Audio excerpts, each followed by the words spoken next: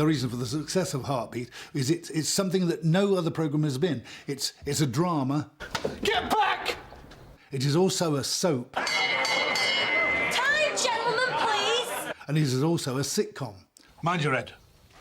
So you put the three together, and that is unusual. Oh, I'm sorry. I thought I saw a pig coming into land. It has all these characters that are good people who want to live a decent life. I think we all, in a way, aspire to that. It's got actors that the audience like. Cheers. It's got music that they like. And it's got some of the best countryside in the world. Well, Heartbeat to me is just Yorkshire, because it's my favourite place. Just kind of like Christmas shows, you know, when you're sitting there and you're all just touched up and you just watch it and it's just like really warming. Cheers. In fact, now my kids watch it and they don't believe I was ever in it, I don't think. They love it. They sit down on a Sunday night and they say, "You weren't in that?" I said, "I was in that." And they say, "You're not singing that, are you?" I said, "It was me, it was me." Hello? Over the last 10 years, millions of viewers around the world have tuned in to catch the latest goings-on in Aidensfield. Thanks for your help. Sharing the ups and downs of life in a small North Yorkshire village in the late 60s. Characters have come... Morning. How can I help? You can put the kettle on. And characters have gone. But after nearly 200 episodes, 44 hold-ups, dozens of punch-ups, and innumerable counts of poaching, the audience is still up for their weekly dose of crime, Heartbeat style.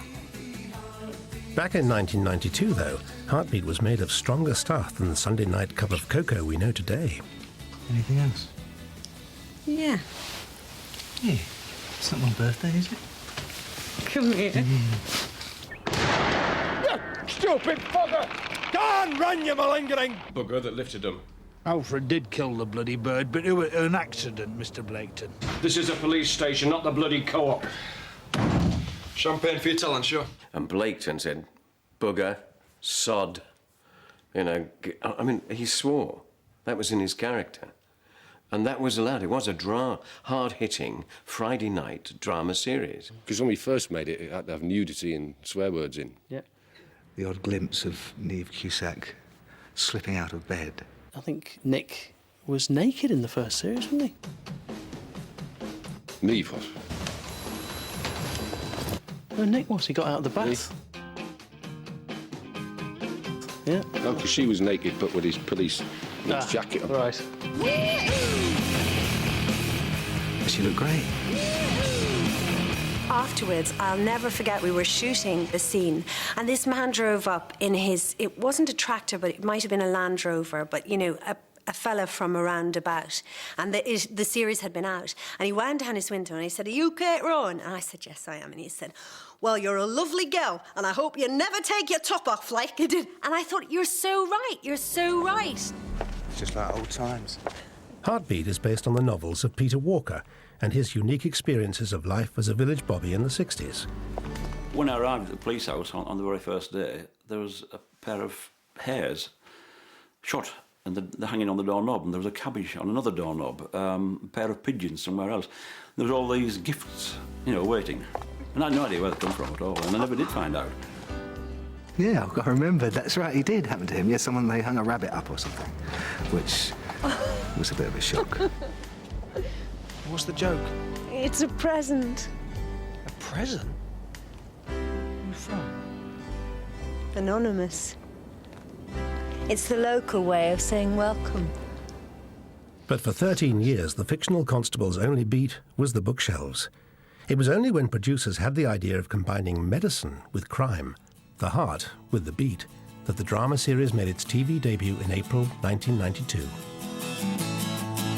I think the fact that he's a policeman and she's a doctor, you know, fantastic. You've got a bit of a medical story, a bit of a crime story, nothing too taxing, but, you know, a little bit of a mystery. If anyone comes in with a broken arm or like they've been beaten up, let us know, will you? And sometimes they get together and then you get to see the two people who are in love be together on screen, sorting something out that isn't to do with them. The boy, Billy Newton, he'd broken his arm. He said he did it falling off a ladder. Thanks, Kate. I'll check it out. it seemed to click and work really well. And, you know, Neve was feisty, and there was me being very earnest and boyish. It's down here. She just bossed me around a lot, but... Yes, I can't hear the screams in the waiting room. And I really believed, oddly enough, that we were married and that we were a good couple. Because I'm a bit older than Nick, actually. I'm far more mature, and was even then. God only knows how they put us together, but it worked. It really, really worked. Blackmail is a very serious offence. I'll come quietly, Gov. Nick and Kate, the Bobby and the Doctor. The chemistry was perfect. And whatever's in the water in Aidensfield, there's plenty of it to go round.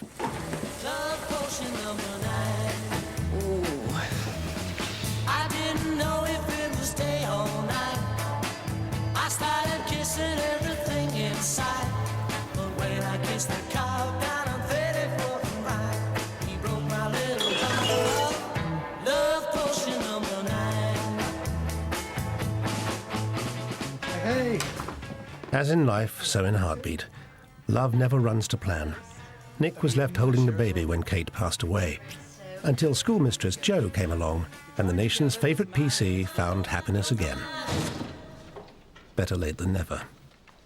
And when new PC Mike Bradley roared into the village on his Triumph Bonneville, he soon met his match. Let's stick to facts, shall we, Constable? No, why can't you just admit that you were wrong? Why can't you even consider the possibility that I might be right? Plenty of sparks in that relationship. I kissed the bride. But in the end, only one heart on fire. I've met someone. Meanwhile, Heartbeat's most enduring on-off couple took their will-they-won't-they saga to the extreme. Georgina Ward, will you marry me? It was 10 years before Gina and Bellamy finally got it on. Phil. Before calling it off. I thought you loved me. I thought we both felt the same way. Phil, I'm so sorry. But for the two actors involved, that was the easy part. The kissing of my mate, Tricia, was hell. And having to, like, you know, just to snog each other. I mean, can you imagine kissing one of your best mates? It's kind of mad to know somebody for that length of time to suddenly be told you're going to have to neck, you know, you're going to have to kiss her. And she's like a good mate and she knows my missus and everything, so it's like a bit weird. I felt like a baby, I felt like a kid. So we were absolutely dreading it. Do you know what I mean? I felt really, really nervous. And Mark had a big rash and I had a rash and we're like, we're just going to go for this. I mean, I'm a grown man, but it was just so weird to sort of be kissing your friend. Definitely no tongues. No, you don't do tongues. And my wife sort of helped by giving me a gold spot mouth spray. What's that then? I didn't know. I didn't want to ask. Well, I think it's something like this.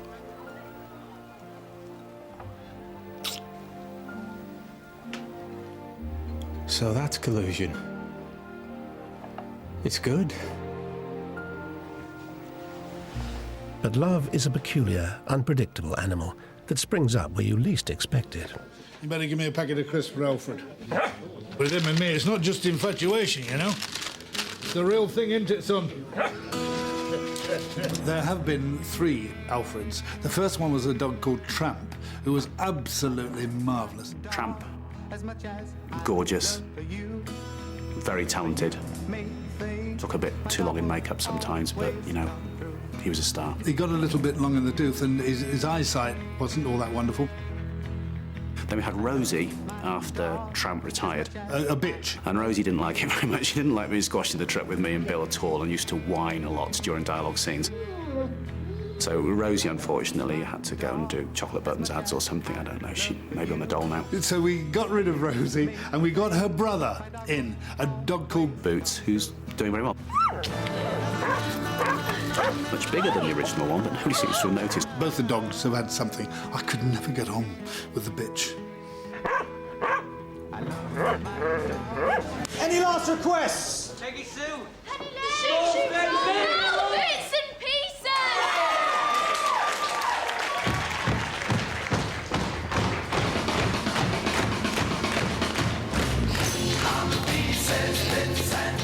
Some of Heartbeat's charm lies in its nostalgia. Memories of an era that seemed to have the best of everything.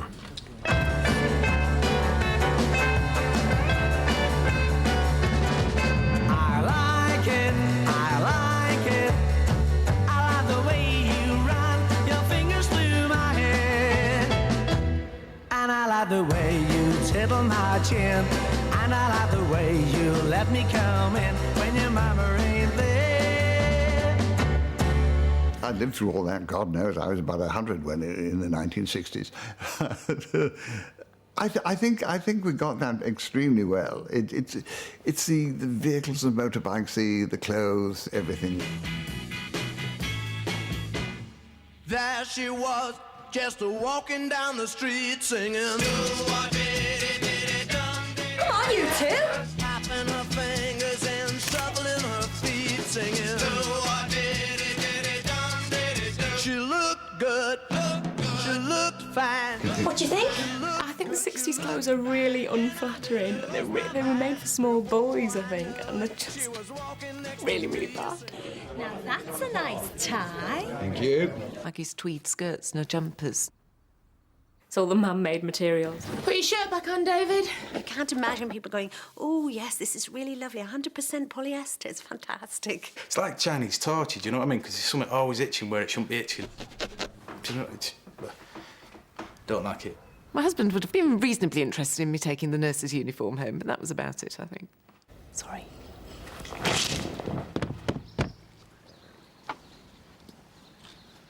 Helmets. They certainly didn't suit Nick Berry, so we had to have them made slightly shorter from there to the top of the helmet. He just did look an idiot, I'm afraid. The main problem was my misshaped head. When I took my hat off, I had all these strange dents in my head. And in the end, I think I should just take the hat off. Rowan, charge him.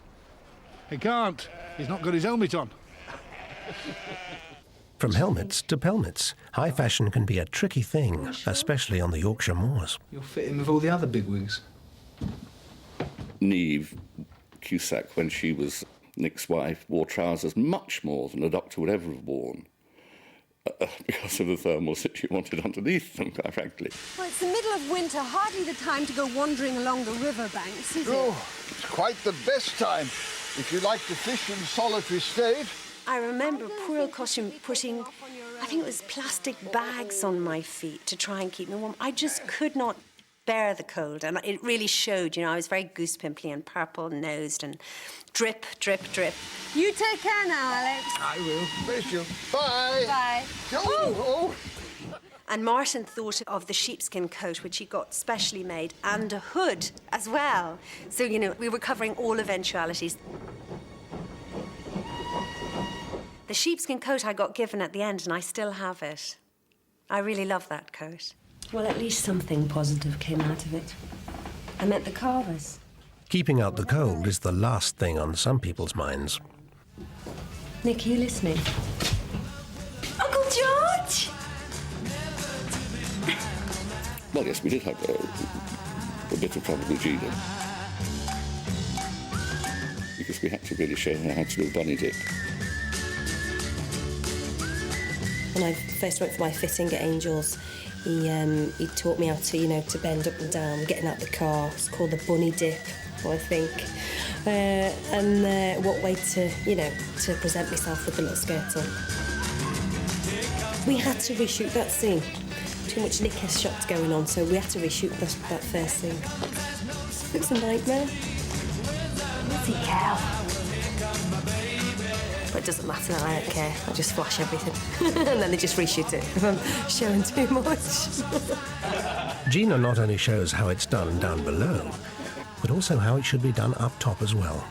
Wearing the makeup and singing the songs. Well, you know you make me wanna shout. Look, my head's jumping. Look, my heart's pumping. Throw my head back. Come on now. And she sang Yesterday. All my troubles seem so far away. Rescue Me. Come on, baby, rescue me. that one because Gina had a big boof on. Big, big hairdo.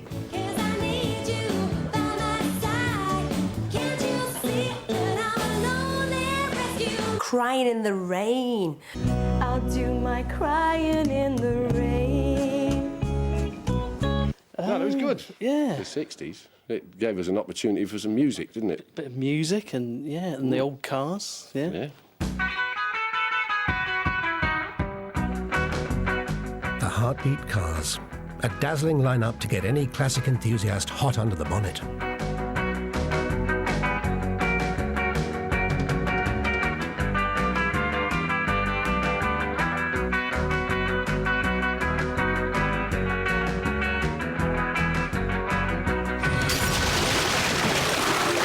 The stunts are really good fun to do, so, you know, get the producers panicking a bit, but... I was getting married. The character of my Bradley was getting married. We shot inside the car the mad rush of trying to get changed out of police uniform into groom clothes. How you doing? All right. If you watch it carefully, you'll see us approaching a bend, and as I was getting changed, I hit the door handle.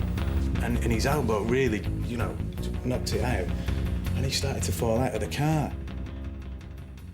We were doing about 30, nothing too fast, but then if you're going around a bend at 30 and the door flies up, and I literally flew out the door. There was nothing he could do to hold himself back, and I thought he was being one of the, you know, I was going like, stop milking it, do you know what I mean? What he was showing off, like, look at this, you know, this will be good.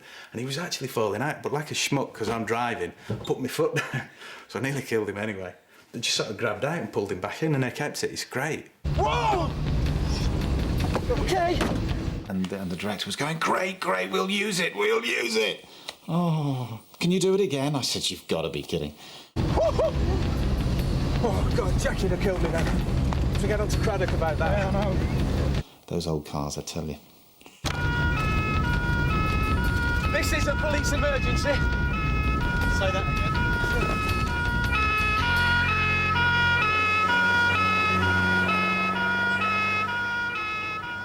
Oh, come on! Cars and bikes may play their part in Heartbeat's drama, but it's another motor that steals the show. The truck, well, it's a wonderful vehicle.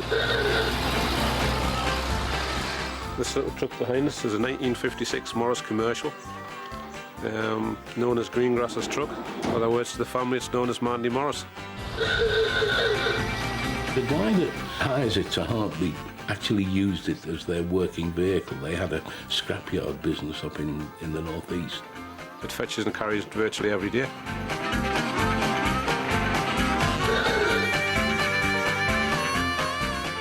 It's bloody cold in the winter, I have to say. Yes, all the draft is built in. Definitely air conditioned. You know, I think it's gone. It's difficult to drive, it's cold, it's noisy, but it is a symbol for me of the show. We couldn't let that truck go. It's just absolutely gorgeous, and it's one of the things that is Heartbeat for me, is seeing the red truck coming over the hillside and coming down a country lane. Evoking the 60s, though, takes more than just cars and clothes. Heartbeat has never shied away from tackling the serious issues of the day. This was a time when women were kept in the kitchen. He said what? He said, while we're living here, you're a policeman's wife and you should... Should what? Should wake me when he wants to talk to me. No, I'm not having all this. Please hear me. A time when contraception wasn't such an easy pill to swallow. The contraceptive pill is not witchcraft. You're very clever with words, Mrs. Doctor.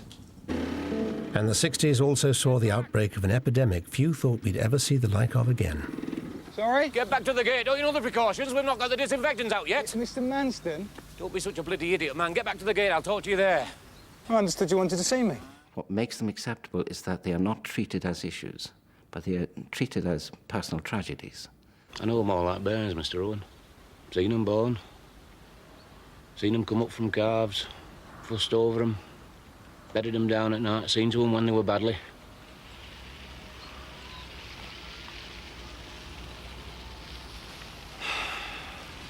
How could I let them go, eh? How can I? It'd be like betraying my own children.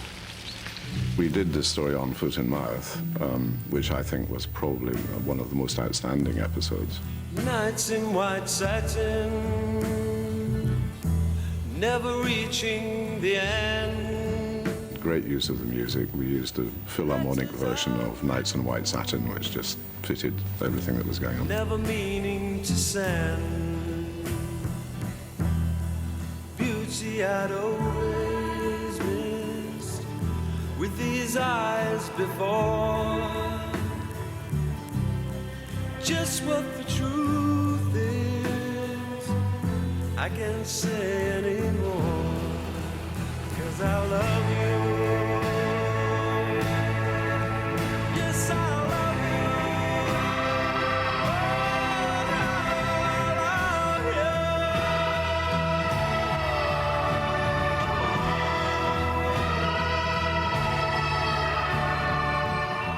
We had to construct all these pyres with what looked like cattle upside down. In fact, they were plaster cast models. What did upset me at the time was people laughed out loud at our images of cows burning because their legs stuck up in the air. And of course, subsequent events have shown that what we actually showed was exactly what takes place. just what the truth is. I can't say anymore, 'cause I love you. Yes, I love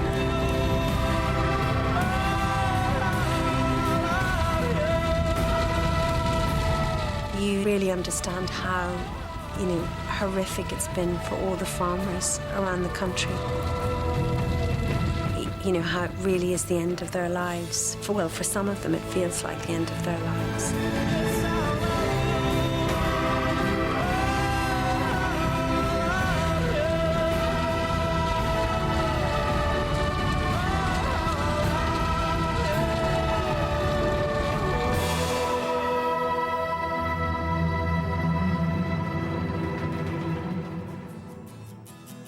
If 10 years of Heartbeat has transformed the landscape of our Sunday nights, think what it's done to a little village on the North Yorkshire moors called Goathland. The first time I actually saw it as Aidensfield was, we were out one day in the car, and I didn't realise they were filming there. And I hadn't been on set either at this particular point, and I actually drove into Goathland, and it was dressed up as Aidensfield. The public houses had the fictitious names. There was an old-fashioned Ardle and Merryweather's bus there. There were police cars parked around, and there were all cars parked in the street. And bring to me love's glory. So I suddenly found myself driving to Aidensfield. It was quite bewildering, really. I didn't stop. I just, kept going. The real-life setting for Heartbeat, Goathland welcomes around 1 million tourists each year who come to see the sights and meet the locals. I've been here roughly 26 years. My name is Bob Wood. I'm the proprietor of the garage at Goathland here, known as Mostins at one time. Now it has related back to Scribs's. We just come in and put the actors in, really, because the set is already very much of the 60s. I think my garage represents the 60s. I think that's why it was picked to start with. Hello, Mr. Jackson at Browhouse Farm, Goathland, near Whitby. I've lived here for 33 years, and this is Greengrass's place in the film of Heartbeat. And Yorkshire Television just spotted it one day when they were riding past and looking for locations. Goathland differs from Aidensfield in one important respect, its crime sheet. I don't think Goathland has such a high crime rate. It's a very peaceful sort of a village. People come to enjoy themselves here, not to burgle everyone. My new car's been nicked. Oh, yeah. We had a spurt of car thefts once over, but other than that, it's pretty much all right. It's completely different from Aidensfield, yes. Divided community, family feuding, threats of violence, sexual promiscuity. Not talking about the last days of the Roman Empire here, am I, Ventress? No, Sarge. No. Aidensfield, a rural community on the North Yorkshire moors. There's more crime in Aidensfield than the whole of London, really. But, you've got to have a story, you've got to have a drama every week, and there's got to be a crime. There are so many black hands, gloves, going through windows.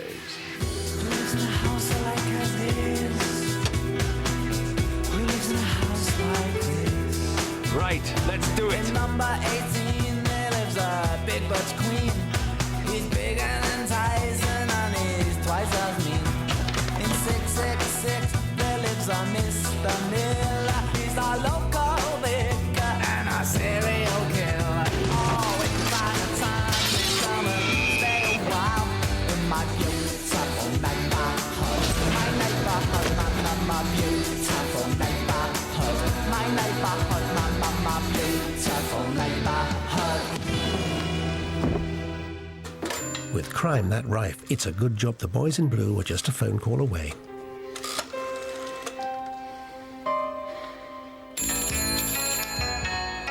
Ashfordley Police Station.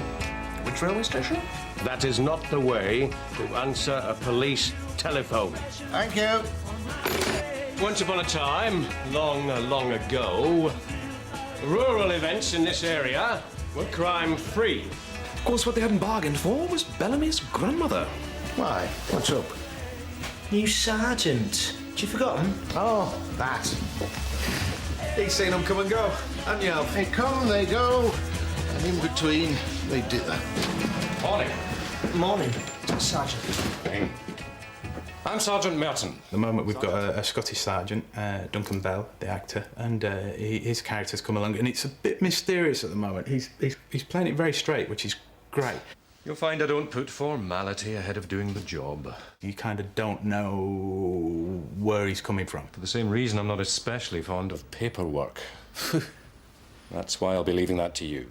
He can't quite believe what has happened to him, Dennis Merton. I think he spent years cracking big cases and CID in the big city, and all of a sudden he's in this little village cop shop. I haven't worn a uniform in 10 years. 10 years, just another person on the street. Forget what it feels like. He's not arrogant, but it's a bit like some of their cases are just beneath him. Not exactly the Cosa Nostra we're dealing with. I think we can handle a few stroppy farmers, don't you? Sergeant Craddock. Ventress? Philip Franks.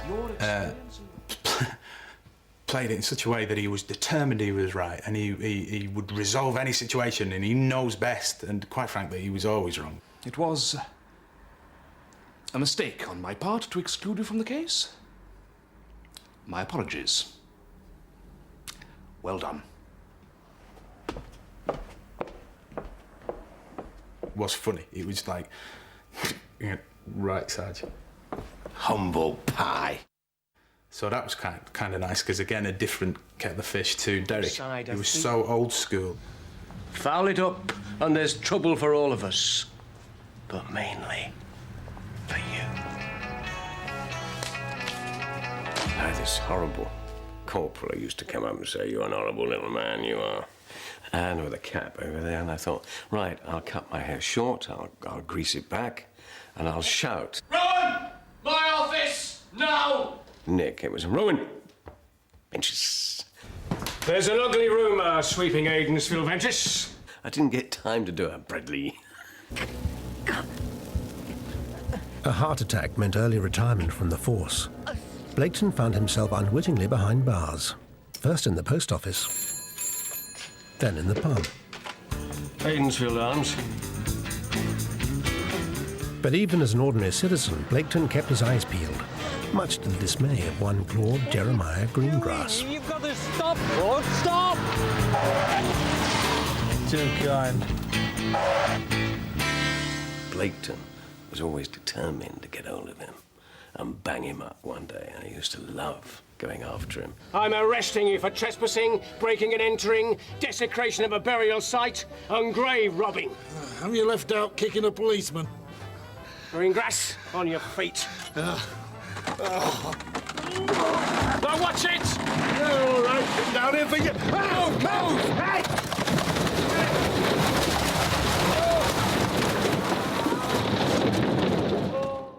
Even though we're at one another's throats, there's always that feeling underneath all that that there is a fondness somewhere. Let me coat. It's almost like a husband and wife. Where have you had this coat, Greengrass? I'm being bitten. If you don't shut up, it'll be me doing it. They're having a go, but let somebody come between them. I just want to say What?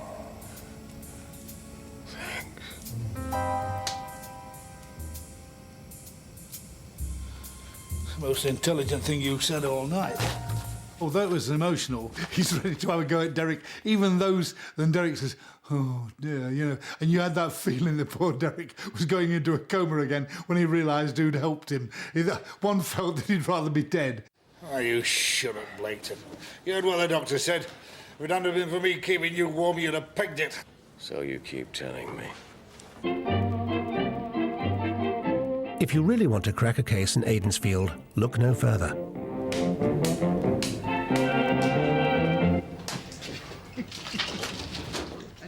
Ventress, human filing cabinet. Chapman moved here after the war. Ex-army man, as I recall. Human dustbin. You're disgusting, Ventress. Oh, Alf had that, yes. He was everything in his bottom drawer. I would never deign to interfere with Ventress's desk in any way whatsoever.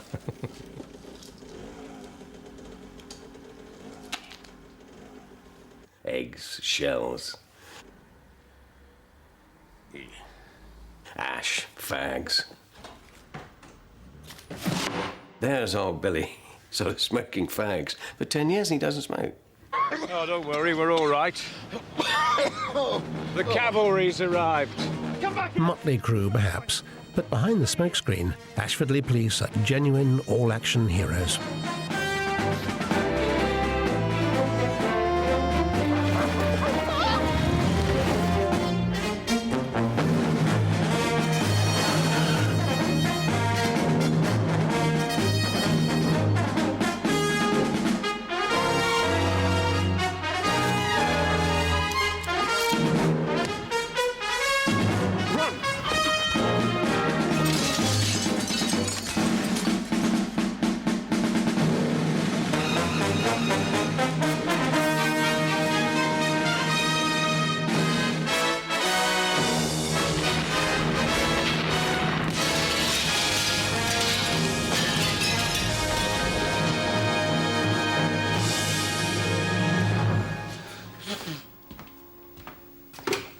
Strong characters and gripping crime stories are the very essence of Heartbeat. It's me. But there is another vital element to the show. Famous faces. Very nervous. What about one last song, then? You stay out of this. Nothing to do with me. It was me. The series has welcomed over 150 stars to Aidensfield, ranging from actors to pop stars, and soap stars to sopranos. Orbison and Dora Bryan. The Man from U.N.C.L.E. Russ Abbott. And Leslie Grantham. He had a good time. Ron! Put the gun down. Put it down now. I get shot every job I do. I think it's because I'm such an easy target. Thora Heard. We had to do this scene where she's sitting in the room. It's the final scene of the episode. She's sitting there looking at this case. And the rest of the cast have to walk in. There's Nick Berry, Frank Finley, Niamh Cusack and a few others. Walk in a row and stand there and wait for Thora to say the first line. And they all walk in, they stand there, and I'm looking on the monitor, and nothing happens. And then I hear... and then Nick starts to corpse and Thora just falling fast asleep. All like standing there in a row. But no, she was great. This wasn't meant to happen, you know. If it happened, it was because it was meant to happen. Oh, start, you blasted piece of machinery. I love playing these old biddies who look awful, you know. It's been my life, really. I was a character lady when I was 24. Well, it's true. If you say so.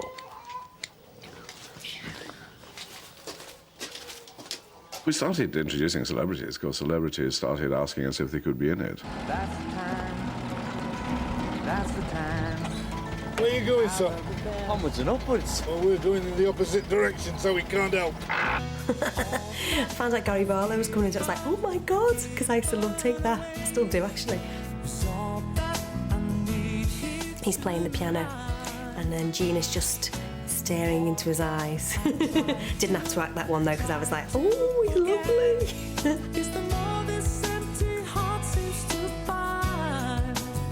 It fights for all that I've given away. Oh, I know who my favourite guest artist was. David Essex. Nothing to do with me. Nurse? Oh. I'm patron of the Gypsy Council, so it seemed sensible to them, and it certainly appealed to me that I would play a travelling man. Do you know a gypsy called Nathaniel Cooper? We call ourselves travellers. It's only very rude and ignorant people call us gypsies. Charlotte Church's agent rang up and said, he thought she was ready to do something dramatic. Katie's the one who loves to sing, though. You know I can't. You know what Dad says. And all my friends took the mick out of me for about 2 weeks. They were going around going, you know she can't. You know what her dad says. Oh, it's very funny. We had a Christmas episode approaching. It seemed obvious to get her into it as singing a song somewhere. Who's the kid? Hope she can sing.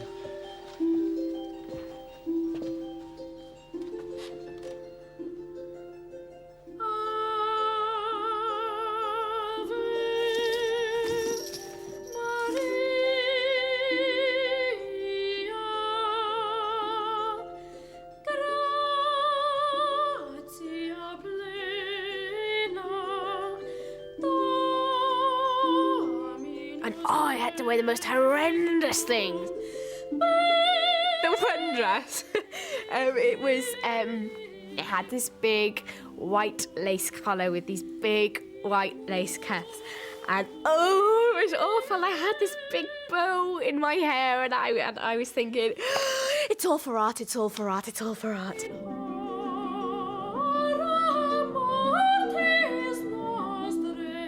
Heartbeat has said hello to its fair share of stars. We'll see how it's said goodbye to a few too.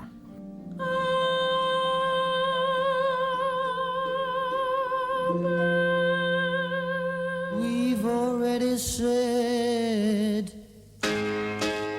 Heartbeat will always be a show about Aidensfield in the 60s, but for some of its characters, life moves on and out. Heartbeat wished Nick good luck when he left for a new beat as a Canadian Mountie.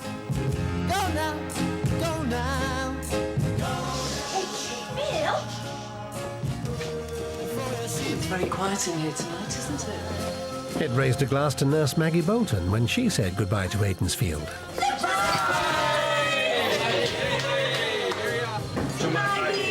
And it bade a fond farewell to Claude Jeremiah Greengrass as he shambled off into the Caribbean sunset with a share of his sister's fortune, leaving David at home to look after the dog. Is it sunny in the West Indies? Yes. Hope he's taken his hat. How can I help? But if you want to leave Heartbeat with a bang, there's only one thing for it. Be a doctor. It's funny you should say that. My ultimate aim is to decide to leave before they get a chance to kill me off. Heartbeat's first doctor, Dr. Ferrenby, met a watery end. I took a step backwards, unaware that there was a sort of hollow in the river, and I just went down it like a stone, straight down. It was quite an exit. Dr. Neil Bolton managed one of the hottest TV exits in years. He has a little tunnel to run through. There are flames coming at him, but he goes straight through it. He appears to be stuck in the room, but actually there's an escape tunnel at the back. You create an illusion of what's happening. But the death of a doctor that left everyone heartbroken was that of Dr. Kate Rowan. I've got leukemia.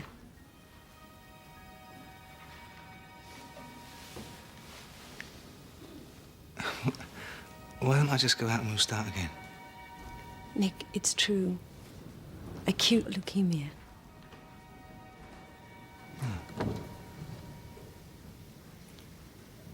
No, you just had her baby. She had to go, and it wasn't going to be a car crash that mangled her, and it wasn't going to be something that blew up and was exploited. I'm going to fight this, Nick. You're the most precious thing in my life. Are you going to fight this?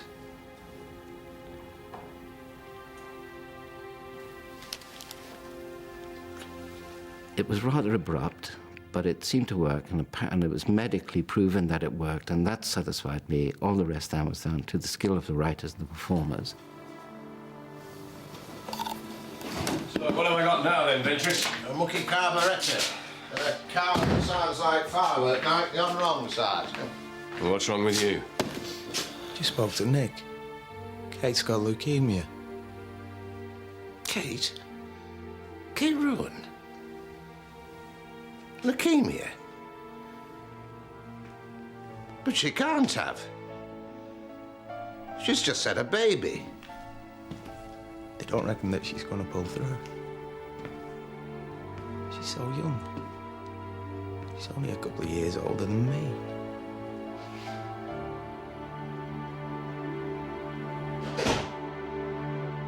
I think what was so moving about Neve's storyline, her leaving storyline, was the utter selflessness and hopelessness of it all.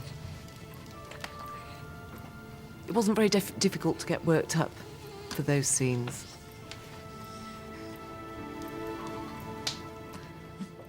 And the crying was real and it was heartfelt because it was just unbearably sad.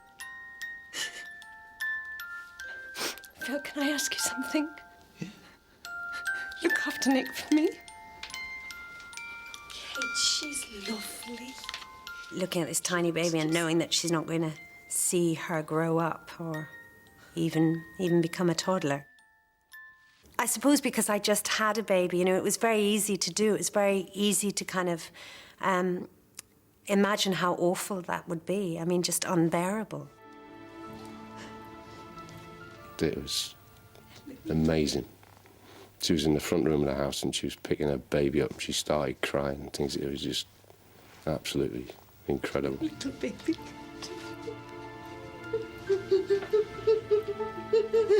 I remember looking round and seeing Sandra, who was our wardrobe supervisor, just completely, you know, uncontrolled weeping.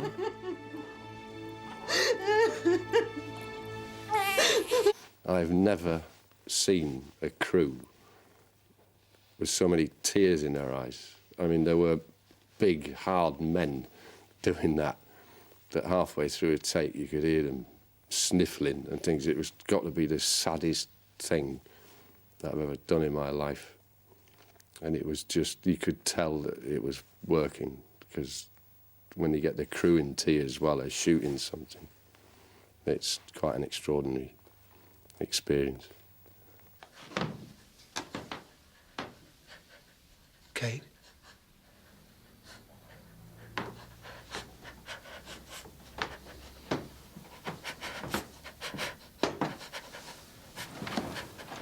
Kate? Come here. I was just worried about getting the breathing right, actually. Because I had no idea how it looked.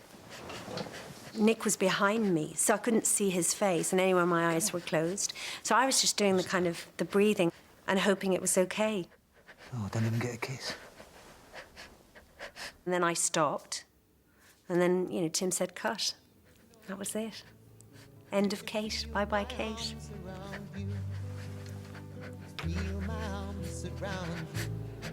Night, Kate.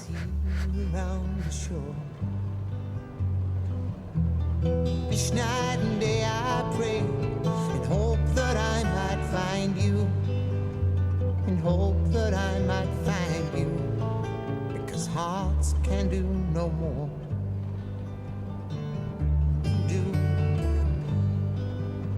It always ends up to one thing, honey, still a kneel upon the floor.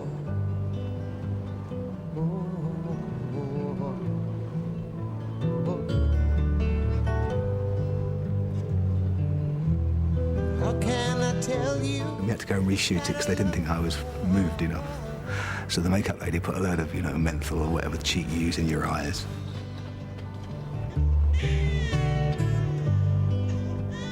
It always ends up to one thing, honey, and I can't think of right words to say. There wasn't a dry eye in all the territories overseas as well as England. When Niamh Cusack turned up her clogs, it was absolutely wonderful. And I think it set a milestone for Heartbeat. Okay, here we go. Rehearsal and action. My ambition is to keep delivering to the public what they like. Dog and a bit of music, that's what they want. There's nothing else like it on TV. And it is the only show that I can sit and watch with my family. It's like my life. It's my prison sentence. The beat goes on. 10 years on, and the heart of Aidensfield is still beating strong. The good news is we are definitely going again, aren't we? Yes, definitely. Yes. 24 reps. So it means we have to face the same problems. What do we do with Gina? What do we do with Leighton? Action. Still solving crime in their inimitable style. And cut. You all right? Yeah. Still saving lives. Still in the 60s. And still singing that ruddy song. Good thing they didn't ask me to sing. Heartbeat. Why does a love stay in my memory? Ridley D. Pat. What's Riddle Deep Pat? Ridley Pat, and sing to